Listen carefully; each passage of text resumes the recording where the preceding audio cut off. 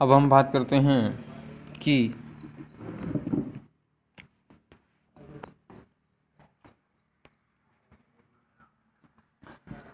Size of brick. ये subject हमारा basic civil engineering and electrical engineering for second semester student.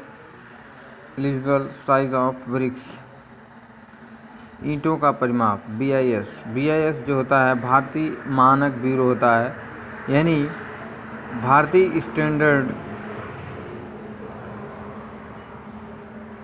तो हम देखते हैं भारतीय मानक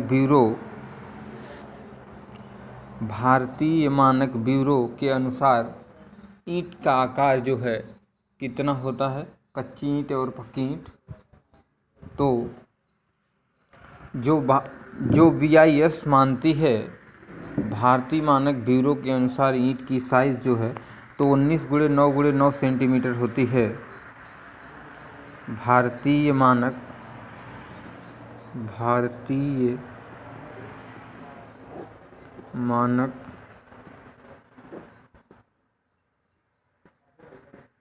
ब्यूरो के अनुसार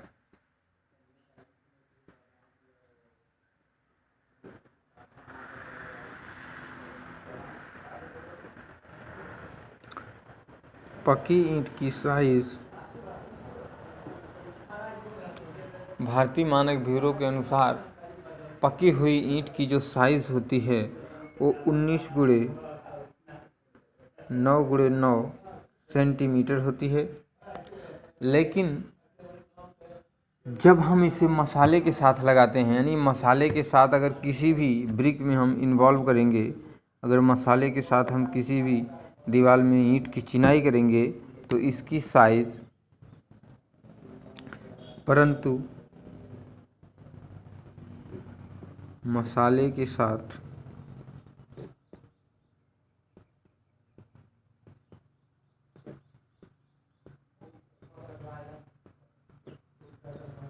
इसकी साइज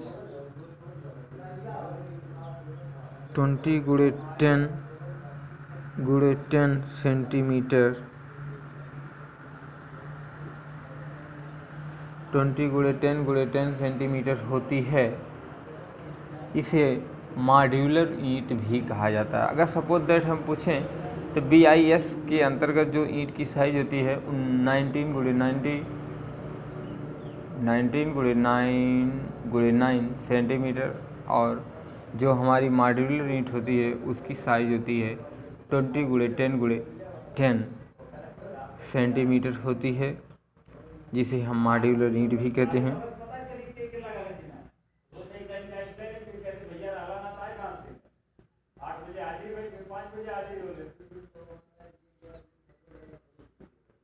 इस ईंट को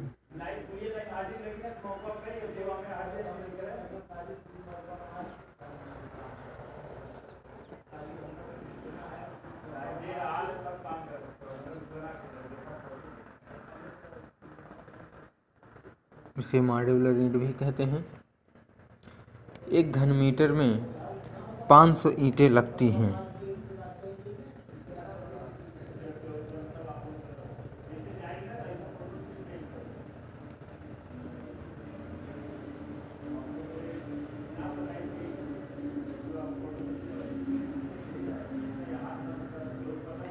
एक घन मीटर में लगभग 500 ईंट लगती है। लेकिन बिना मसाले के साथ हम बताएं, जो ये 500 ईंटें लगती हैं 1 घन मीटर के, तो आप यहाँ पे लिख देंगे बिना मसाले के साथ।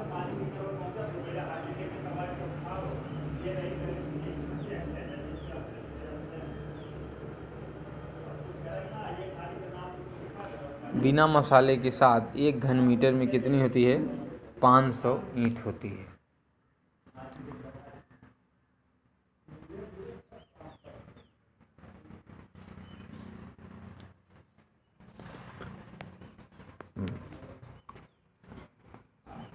अब इसमें लिखते हैं, प्रयोग करने से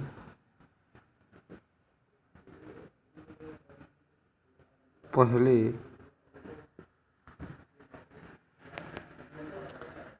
प्रयोग करने से पहले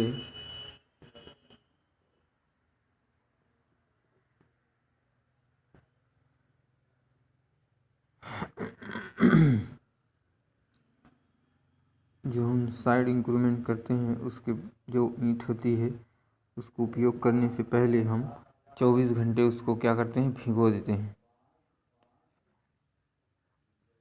प्रयोग करने से पहले ईंट को 24 घंटे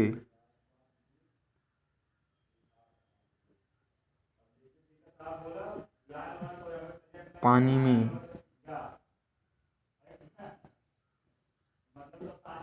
डुबा देते हैं। प्रयोग करने से पहले इसे पानी में डुबो देते हैं।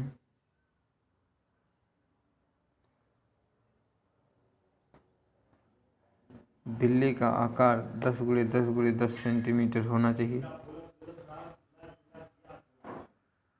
चिनाई कार्य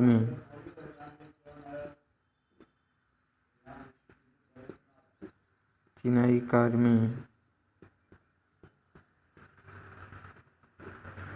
दिल्ला हमेशा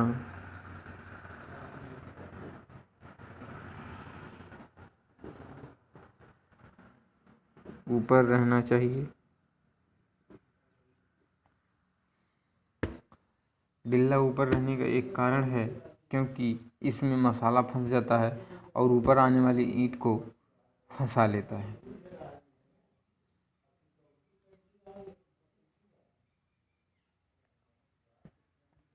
अब देखिए दिल्ला हमेशा ऊपर रहता है, लेकिन क्यों रहता है?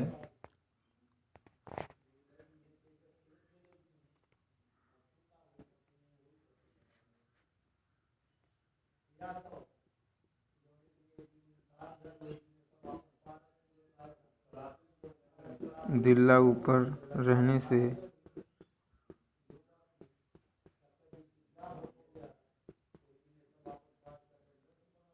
चाबी का कार्य करता है।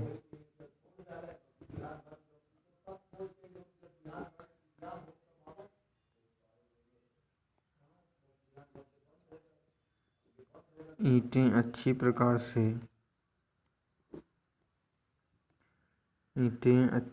से एक दूसरे से बंध जाती हैं।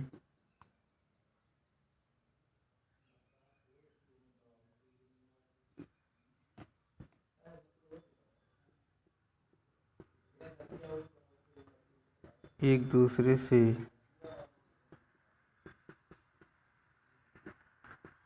बंध जाती हैं।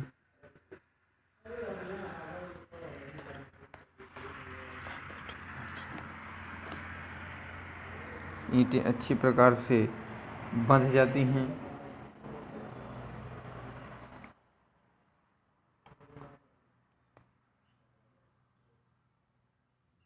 इसकी न्यूनतम संपीड़न सामर्थ्य 35 kg प्रति सेंटीमीटर स्क्वायर होना चाहिए।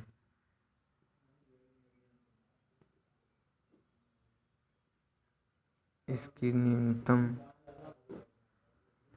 संपीड़न सामर्थ्य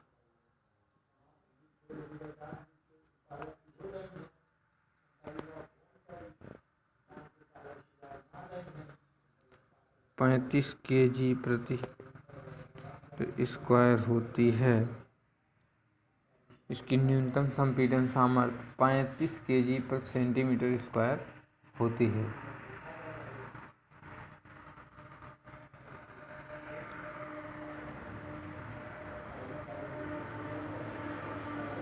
एक देखिए आप लोगों को बहुत ही इम्पोर्टेंट हम बात आपको बता देते हैं कि अब तक तो हमारी मॉड्यूलर ईंट और भारतीय मानक स्टैंडर्ड मानक ब्यूरो ईंट हो गई, लेकिन सपोज दैट अगर हम पूछें कि जो हमारे कंस्ट्रक्शन कार्य में निजी कार्यों में ईंटों का उपयोग किया जाता है उस ईंट की साइज़ क्या होती है, तो हम आपको बताते हैं निजी कार्यों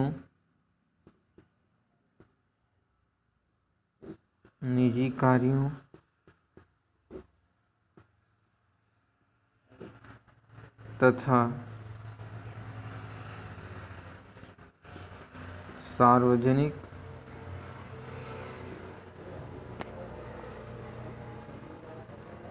कार्यों में प्रयोग की जाने वाली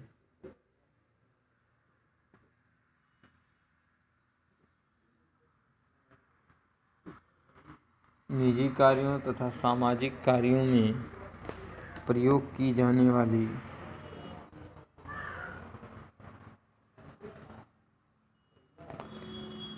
ईंटों की साइज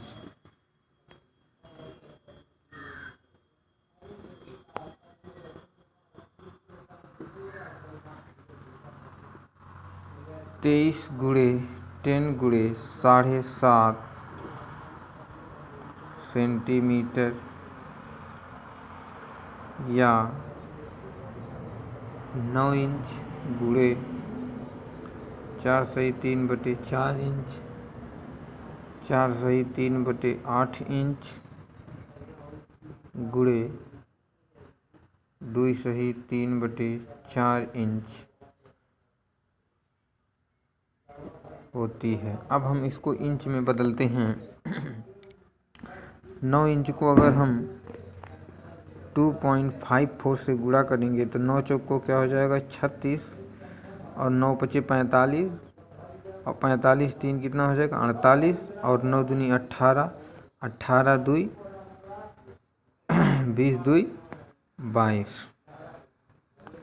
22.8 को सेंटीमीटर को हम 23 सेंटीमीटर आराम से लिख सकते हैं स्टूडेंट। तो इसको 23 सेंटीमीटर हम लिख दिए। अब हमारी देखिए जो हमारी 4 इंच गुणे 3/4 है 4/3/8 इंच जो हमारा है। अब हम इसको क्या करते हैं 4 गुणे 3/4 गुणे 2.54 से गुणा करते हैं। तो मान लीजिए 4 से 4 कट गया 3 चौक को 12 हो गया 3 पच्चे 15 हो गया 1 16 हो गया और 3 दूनी 6 1 7 हो गया तो सेंटीमीटर हो गया। तो 7.6 को हम 7.8 कर सकते हैं या 7.6 कर सकते हैं या 7.5 कर सकते हैं। इसकी ईंट की क्या हो गई मोटाई हो गई। और ईंट की अब हम चौड़ाई की बात करते हैं तो 2/3/4 गुणे 2.54 सेंटीमीटर। अब हम इसको गुणा करते हैं तो 2 दूनी 4 हो गया और 3 चौक को हो गया 12 और 3 पच्चे हो गया 15 3 4 जा 3 चौक को 12 और 3 पच्चे 15 1 16 3 दूनी 6 1 7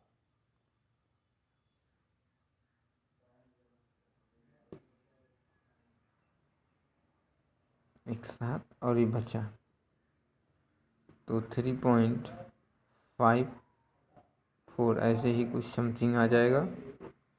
तो ये हो गई हमारी साइज। अब हम आइए चलिए बात करते हैं कि ईंट को किस प्रकार से किस स्थिति में रखा जाता है। तो यहाँ पे देख लीजिए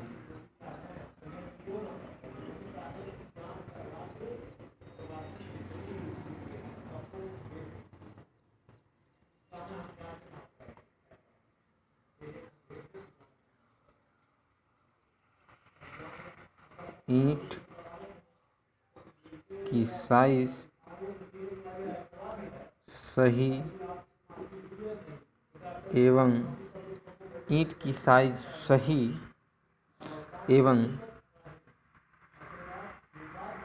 स्वच्छ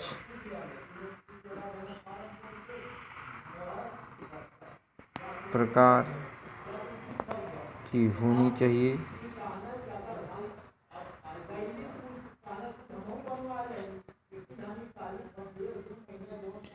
इसके कोने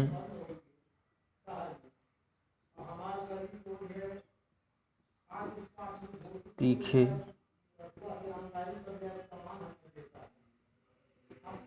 होने चाहिए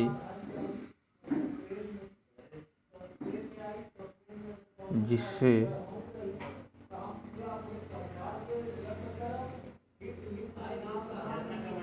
इसके परिमाप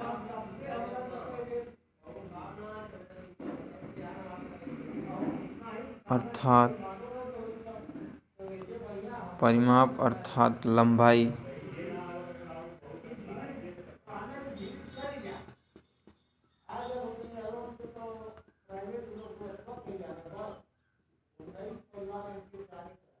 किसी प्रकार से गलत